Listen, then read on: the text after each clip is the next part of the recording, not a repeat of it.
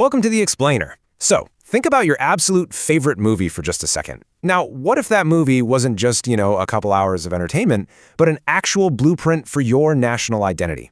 Today, we're unpacking a seriously fascinating piece of research by Gautam Karmakar and Catterall. Their study takes us on this deep dive into the evolution of Indian Hindi cinema, what we all commonly call Bollywood. But here's the catch. They aren't just looking at these movies as simple Friday night fun. They're analyzing how these films actively construct, engineer, and sometimes fiercely debate the very concept of Indian national identity. It's a brilliant look at how what we watch actually shapes who we are. But before we jump into the historical timeline, I want to pose a question to you. Where does a nation display its emotional life? Take a second to really think about that. How does a massive, incredibly diverse country actually process its collective feelings, its anxieties, its triumphs, and its fears? Now, what's really interesting here is how the researchers draw on sociologist Maurice Halbwachs to offer this brilliant core insight. They explain that a nation, much like a single person, has to process its trauma and figure out who its heroes are. And it does this in the imaginary. It does it through stories, through cultural products. In India's case, cinema has been the ultimate megaphone and mirror for this collective processing. It's quite literally the canvas where the nation paints its self-image. To see how this works, we're going to track this evolution across 6 specific eras. First, uniting a fractured new nation. Second, the 1980s neoliberal shift. Third, the rise of Hindu nationalism.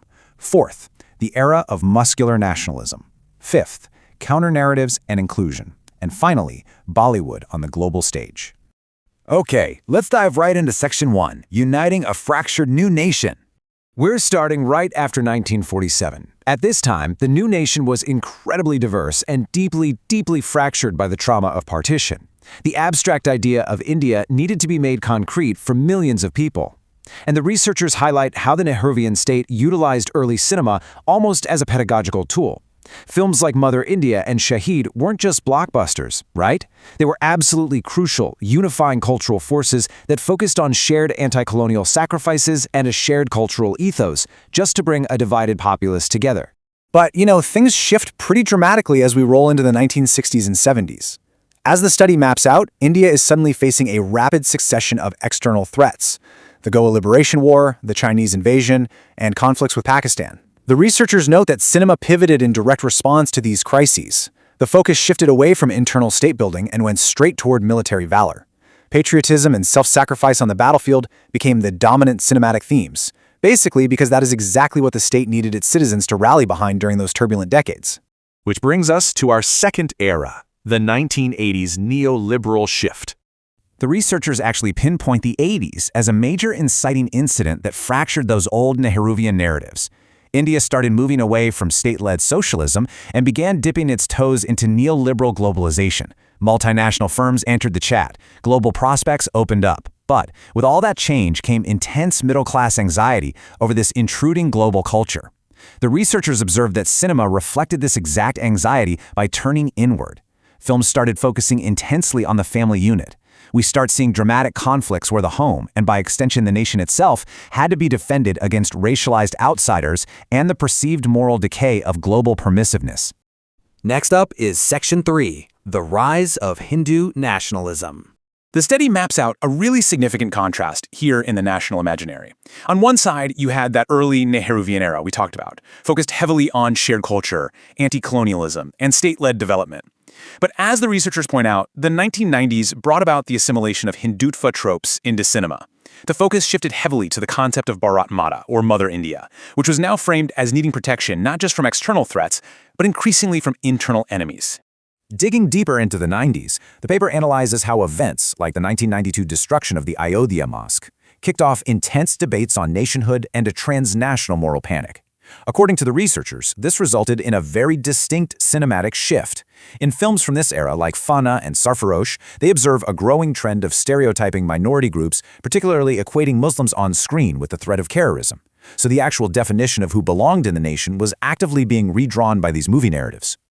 Moving forward, we hit Section 4, the era of muscular nationalism.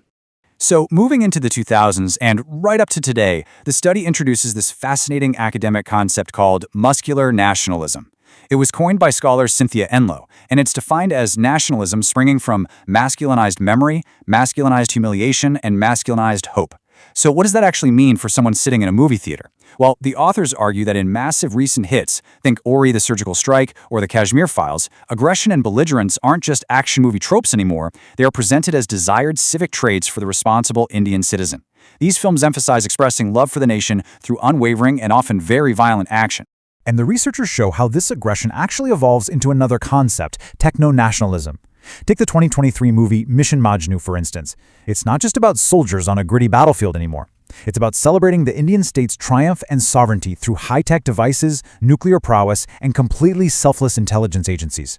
The spy essentially becomes the ultimate patriot, proving the nation's supremacy through sheer technological dominance. Now, this next part is honestly one of the most surprising insights from the whole paper. The researchers reveal that even seemingly apolitical biopics about ordinary men, movies like Super 30 or Padman, actually encode covert nationalist and neoliberal values.